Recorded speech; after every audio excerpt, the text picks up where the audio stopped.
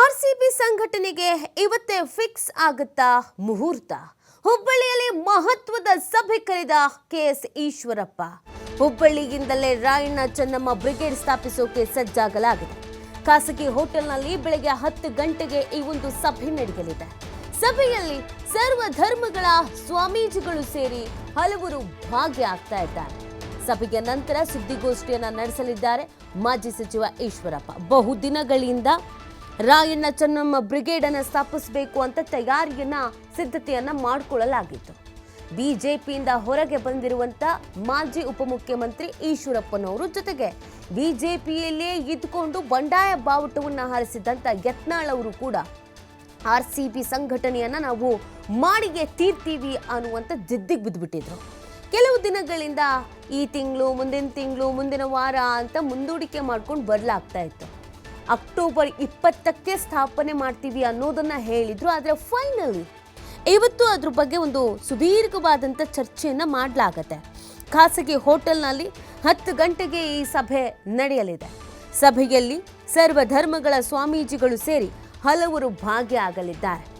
ಈ ಸಂಘಟನೆಯ ಉದ್ದೇಶ ಹಿಂದುಳಿದ ಹಾಗೂ ಶೋಷಿತರ ಜನರ ಹಿತದೃಷ್ಟಿಯಿಂದ ಮತ್ತೆ ನಾವು ರಾಯಣ್ಣ ಬ್ರಿಗೇಡ್ ಏನಿತ್ತೋ ಅದೇ ಥರ ರಾಯಣ್ಣ ಚೆನ್ನಮ್ಮ ಬ್ರಿಗೇಡ್ ಅನ್ನು ಸ್ಥಾಪಿಸಬೇಕು ಅನ್ನುವಂಥ ನಿಟ್ಟಿನಲ್ಲಿ ಮಾಜಿ ಡಿಸಿಎಂ ಕೆಎಸ್ ಈಶ್ವರಪ್ಪ ಮಾಹಿತಿಯನ್ನು ಹಂಚಿಕೊಳ್ತಾ ಇದ್ರು. ಪಂಚಮಸಾಲಿ ಸಮುದಾಯದ ಬಿಜೆಪಿ ಪ್ರಮುಖ ಮುಖಂಡ ಶಾಸಕ ಯತ್ನಾಳ್ ಜೊತೆ ಸೇರಿ ಹೊಸ ಪಕ್ಷವನ್ನು ಆರಂಭಿಸ್ತಾರೆ ಅನ್ನೋದ್ರ ಬಗ್ಗೆ ಈ ಹಿಂದೆಯಿಂದಲೂ ಕೂಡ ಚರ್ಚೆಗಳು ಇದ್ವು. ಇದೀಗ ಹುಬ್ಬಳ್ಳಿಯಲ್ಲಿ ಮಹತ್ವದ ಸಭೆಯನ್ನು ಕರೆದಿದ್ದಾರೆ ಈಶ್ವರಪ್ಪ. ಈ ಬಗ್ಗೆ ಮತ್ತಷ್ಟು ಮಾಹಿತಿಯನ್ನು ನೀಡ್ತಾರೆ ನಮ್ಮ ಪ್ರತಿನಿಧಿ ಯಲ್ಲಪ್ಪ. ಈ ಹಿಂದೆಯಿಂದಲೂ ಕೂಡ ಈಶ್ವರಪ್ಪನವರು ಒಂದು ಸುಳಿವನ್ನು ಕೊಡ್ತಾ ಇದ್ರು. ನಾವು ಮತ್ತೆ ರಾಯಣ್ಣ ಬ್ರಿಗೇಡ್ ಥರ ರಾಯಣ್ಣ ಚೆನ್ನಮ್ಮ ಬ್ರಿಗೇಡನ್ನು ಸ್ಥಾಪಿಸ್ತೀವಿ ಅಂತ. ಇದಕ್ಕೆ ಇವತ್ತು ಮುಹೂರ್ತ ಫಿಕ್ಸ್ ಆಗಿದೆ. ಇವತ್ತಿನ ಮೀಟಿಂಗ್ನ ಹೈಲೈಟ್ಸ್ಗಳು ಯಾರೆಲ್ಲ ಭಾಗಿಯಾಗ್ತಾ ಇದ್ದಾರೆ? ನೀತಿ ಮಾಜಿ ಉಪಮುಖ್ಯಮಂತ್ರಿ ಕೆಎಸ್ ಈಶ್ವರಪ್ಪನವರು ಕಳೆದ ಲೋಕಸಭಾ ಚುನಾವಣೆಯಲ್ಲಿ ಪಕ್ಷೇತರ ಅಭ್ಯರ್ಥಿಯಾಗಿ ಸ್ಪರ್ಧೆ ಮಾಡಿದ್ರು. ಸ್ಪರ್ಧೆ ನಂತರ ಕೆಲವು ದಿನಗಳ ನಂತರ ಫುಲ್ ಆಕ್ಟಿವ್ ಆಗಿ ಈಗಾಗಲೇ ಅಂತಂದ್ರೆ ರಾಜ್ಯದಲ್ಲಿ ಒಂದು ಕಡೆ ಅಂದ್ರೆ ಭರ್ಜರಿ ಇಲ್ಲಿ ಜನಸಂಘಟನೆ ಮಾಡ್ತಾರೆ, ಒಂದು ಸಂಚಾರವನ್ನು ಮಾಡ್ತಾರೆ. ಅದು ಯಾವುದಕ್ಕೆ ಅಂತಂದ್ರೆ ಒಂದು ಆರ್ಸಿಬಿ ಅಂದ್ರೆ ರಾಯಣ್ಣ ಚೆನ್ನಮ್ಮ ಬ್ರಿಗೇಡ್ ಅಂತೇಳಿ. ಇದಕ್ಕೆ ಇಲ್ಲಂದ್ರೆ ಮೊದಲಿಗೆ ಮುಹೂರ್ತ ಫಿಕ್ಸ್ ಆಗಿದ್ದು ಕೂಡಲ ಸಂಗಮ, ನಂತರ ಇಲ್ಲಂದ್ರೆ ಕಲಬುರಗಿ, ನಂತರ ಬಾಗಲಕೋಟೆ, ನಂತರ ಇಲ್ಲಂದ್ರೆ ಹುಬ್ಬಳ್ಳಿಲೂ ಸಹ ಒಂದು ಸುತ್ತಿನ ಸಭೆಯನ್ನ ಈಗಾಗಲೇ ಅಂತಾರೆ ಕೆಎಸ್ ಈಶ್ವರಪ್ಪನವರು ಮಾಡಿದ್ರು. ಅವ್ರ ಜೊತೆ ಕೆಲವೊಂದಿಷ್ಟು ಸ್ವಾಮೀಜಿಗಳು ಅಂದ್ರೆ ಬಸವರಾಜ ಪಾಟೀಲ್ ಯತ್ನಾಳ್ ಇರ್ಬೋದು, ಮತ್ತು ಇನ್ನೊಂದು ಕಡೆ ಅಂದ್ರೆ ಸ್ವಾಮೀಜಿಗಳು ಅಂತ ನೋಡೋದಾದ್ರೆ ಕೂಡಲ ಸಂಘದ ಜಯಮೂರ್ತಿ ಸ್ವಾಮೀಜಿ ಇರ್ಬೋದು. ಈ ರೀತಿಯಂತಹ ಕೆಲವೊಂದಿಷ್ಟು ಸ್ವಾಮೀಜಿಗಳು ಕೂಡಿದ್ರು.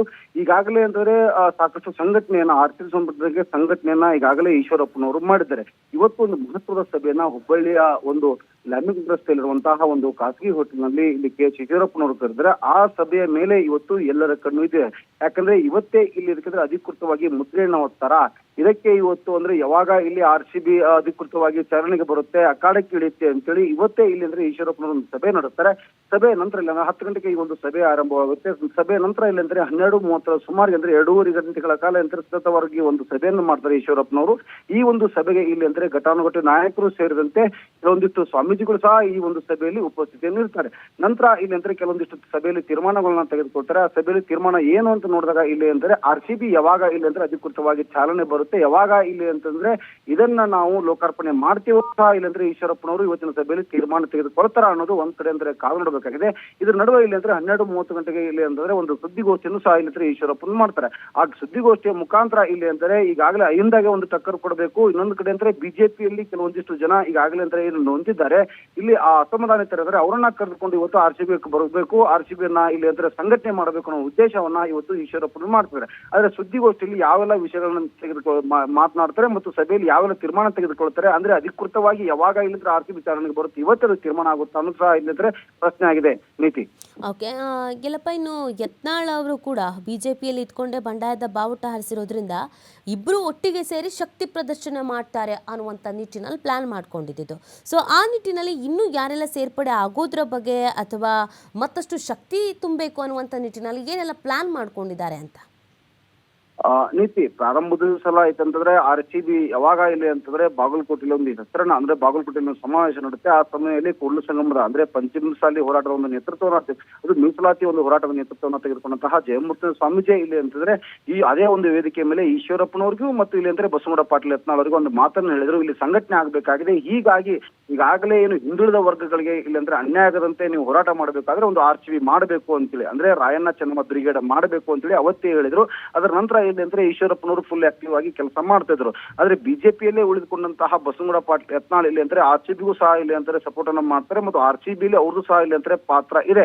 ಯಾಕಂದ್ರೆ RCBಲಿ ಪಾತ್ರ ಇರೋದ್ರಿಂದ ಬಸವನಗೌಡ ಪಾಟೀಲ್ ಯತ್ನಾಳ್ ಅವರು ಈಗಾಗಲೇ ಅಂದ್ರೆ ಬಿಜೆಪಿಯಲ್ಲಿ ಬಂಡಾಯವನ್ನ ಅಂದ್ರೆ ಬಂಡಾಯ ಅಂತಂದ್ರೆ ಇಲ್ಲಿ ಅಸಮಾಧಾನಗೊಂಡಿದ್ದಾರೆ. ಬಿಜೆಪಿಯ ರಾಜ್ಯಾಧ್ಯಕ್ಷರ ವಿರುದ್ಧ ಇಲ್ಲಿ ಅಂತಂದ್ರೆ ದಿನಕ್ಕೊಂದು ಹೇಳಿಕೆಯನ್ನ ಕೊಡ್ತಾ ಇದ್ದಾರೆ ಮತ್ತು ವಾಗ್ದಾಳಿಯನ್ನ ಮಾಡ್ತಾರೆ. ಹೀಗಾಗಿ ಬಿಜೆಪಿಯಲ್ಲಿ ಇರುವಂತಹ ಏನು ಅಸಮಾಧಾನಿತರ ಏನಿದ್ದಾರೆ ಅಸಮಾಧಾನ ಎಲ್ಲರನ್ನೂ ಕರೆದುಕೊಂಡು ಬರಬೇಕು. ಕರೆದುಕೊಂಡು ಬಂದಂದ್ರೆ ಅವ್ರು ಬಿಜೆಪಿಯಲ್ಲೇ ಇರ್ತಾರೆ. ಬಿಜೆಪಿಯಲ್ಲಿ ಇದ್ದುಕೊಂಡೇ ಇಲ್ಲಿ ಅಂದ್ರೆ RCBಗೆ ಇಲ್ಲಿ ಬೆಂಬಲ ನೀಡುವಂತಹ ಕೆಲಸವನ್ನ ಮಾಡ್ತಾರೆ.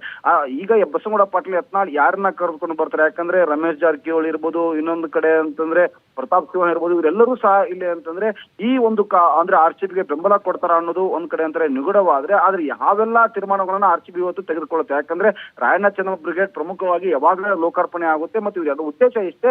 ಇಲ್ಲಿ ಮಾಜಿ ಈಗಾಗಲೇ ಇವರೆಲ್ಲರೂ ಉದ್ದೇಶ ಮಾಡ್ತಾ ಇರೋದು ಏನಂತಂದ್ರೆ ಈಗ ಹಾಲಿ ಮುಖ್ಯಮಂತ್ರಿ ಇರುವಂತಹ ಸಿದ್ದರಾಮಯ್ಯವರು ಅಹಿಂದ ಸಂಘಟನೆ ಅಂದ್ರೆ ಇಲ್ಲಿ ಅಂದ್ರೆ ಮೇಲಕ್ಕೆ ಬಂದವರು. ಹೀಗಾಗಿ ಅಹಿಂದ ಸಂಘಟನೆಗೆ ಟಕ್ಕರ್ ಕೊಡಬೇಕು ಅಂತೇಳಿ ಈಗ RCB ಮುಂದೆ ಬಂದಿದೆ. ಹೀಗಾಗಿ RCB ಇವತ್ತು ಯಾವಾಗ ಲೋಕಾರ್ಪಣೆಗೊಳ್ಳುತ್ತದೆ ಮತ್ತು ಇವತ್ತು ಪ್ರಮುಖವಾಗಿ ಇವತ್ತಿನ ನಡೆಯುವಂತಹ ಸಭೆಯಲ್ಲಿ ಯಾವೆಲ್ಲ ಸ್ವಾಮೀಜಿಗಳು ಭಾಗಿಯಾಗ್ತಾರೆ, ಯಾವೆಲ್ಲ ನಾಯಕರು ಭಾಗಿಯಾಗ್ತಾರೆ ಅಂದ್ರೆ ಜಯಮೂರ್ತಿ ಸ್ವಾಮೀಜಿ ಸಹ ಇಲ್ಲಂದ್ರೆ ಭಾಗಿಯಾಗ್ತಾರೆ ಅನ್ನೋ ಒಂದು ನಿರೀಕ್ಷೆಗಳಿತ್ತು. ಆದ್ರೆ ಇವತ್ತು ಜಯಮೂರ್ತಿ ಸ್ವಾಮೀಜಿ ಬೆಳಗಾವಿಯಲ್ಲಿ ಒಂದು ಅನಿರ್ದಿಷ್ಟಾವಧಿ ಒಂದು ಪ್ರತಿಭಟನೆ ಹಮ್ಮಿಕೊಂಡಿದ್ದಾರೆ ಅದು ಮೀಸಲಾತಿಗಾಗಿ. ಹೀಗಾಗಿ ಅವರು ಈ ಒಂದು ಮೀಸಲಾತಿ ಸಭೆಯಿಂದ ಇವತ್ತಿನ RCB ಇಂದ ದೂರ ಉಳಿದರೆ. ಹೀಗಾಗಿ ಅವ್ರನ್ನ ಬಿಟ್ಟು ಮತ್ತಾವ ಸ್ವಾಮೀಜಿಗಳು ಬರ್ತಾರೆ, ಮತ್ತಾವ ನಾಯಕರು ಬರ್ತಾರೆ ಅನ್ನೋದು ಇವತ್ತು ಇನ್ನೂ ಸಹ ಇಲ್ಲಿ ಅಂದ್ರೆ ಈಶ್ವರಪ್ಪನವರು ನಿಗೂಢವಾಗಿದ್ದಾರೆ. ಆದ್ರೆ ಏನೇ ಆಗಲಿ ಇವತ್ತು RCB ಯಾವಾಗ ಲೋಕಾರ್ಪಣೆಗೊಳ್ಳುತ್ತೆ ಅನ್ನೋದು ಮತ್ತು ಯಾವೆಲ್ಲದಕ್ಕೂ ಉದ್ದೇಶವನ್ನು ಇಟ್ಟುಕೊಂಡು ಹೋರಾಟ ಮಾಡುತ್ತೆ ಅನ್ನೋದೇ ಒಂದು ಕಾದು ನೋಡಬೇಕಾಗಿದೆ ನೀತಿ. ಗೆಲ್ಲಪ್ಪ, ಈಗ ಆಲ್ರೆಡಿ ಬಿಜೆಪಿಗೆ ಒಂದು ತಲೆ ಬಿಸಿ ಆಗಿದೆ, ಬಂಡಾಯ ಗೆದ್ದಿದ್ದಾರೆ, ಬಂಡಾಯ ನಾಯಕರ ಸಂಖ್ಯೆ ಜಾಸ್ತಿ ಆಗ್ತಾ ಇದೆ ಅಂತ. ಅದರಲ್ಲಿ ರಾಯಣ್ಣ ಚೆನ್ನಮ್ಮ ಬ್ರಿಗೇಡ್ ಕೂಡ ಸ್ಥಾಪಿಸಿ ಬಿಟ್ರೆ, ಅಧಿಕೃತವಾಗಿ ಅನೌನ್ಸ್ ಮಾಡಿ ಬಿಟ್ರೆ ಮತ್ತೆ ಬಿಜೆಪಿಗೆ ಇದು ಎಷ್ಟರ ಮಟ್ಟಿಗೆ ತಲೆನೋವು ಆಗಬಹುದು ಅಂತ. ಯಾಕಂದರೆ ಹಿಂದುಳಿದ ಶೋಷಿತ ವರ್ಗಗಳ ಪರವಾಗಿ ಅಂತ ಬೇರೆ ಹೇಳ್ತಾ ಇರೋದ್ರಿಂದ ಬಿಜೆಪಿ ನಾಯಕರಿಗೆ ಇದು ಎಷ್ಟರ ಮಟ್ಟಿಗೆ ತಲೆನೋವು ಆಗಬಹುದು ಅಂತ. ನೀತಿ ಇದು ಬಿಜೆಪಿ ಹೈಕಮಾಂಡ್ಗೆ ದೊಡ್ಡ ಮಟ್ಟದ ಒಂದು ತೆನ್ನುವು ಈ ಒಂದು RCB ಆಗ್ಲದೆ. ಯಾಕಂದ್ರೆ ಒಂದ್ ಕಡೆ ಬಿಜೆಪಿ ಹೈಕಮಾಂಡ್ ಒಂದು ಖಡಕ್ ಸೂಚನೆ ನೀಡಿತು, ಯಾರು ಸಹ ಇಲ್ಲಂದ್ರೆ ಪ್ರತ್ಯೇಕ ಸಭೆಯನ್ನು ನಡೆಸಬಾರ್ದು, ಯಾರು ಸಹ ಇಲ್ಲಂದ್ರೆ ಬೇರೆ ಬೇರೆ ಸಂಘಟನೆಯಲ್ಲಿ ಗುರುಸ್ಕೊಳ್ಳಬಾರ್ದು, ಯಾರೂ ಸಹ ಇಲ್ಲಂದ್ರೆ ಪಕ್ಷದ ವಿರುದ್ಧ ಮಾತನಾಡಬಾರ್ದು ಅಂತ ಒಂದು ಖಡಕ್ ಸಂದೇಶವನ್ನ ಕೆಲವು ದಿನಗಳ ಹಿಂದಷ್ಟೇ ನೀಡಿತು.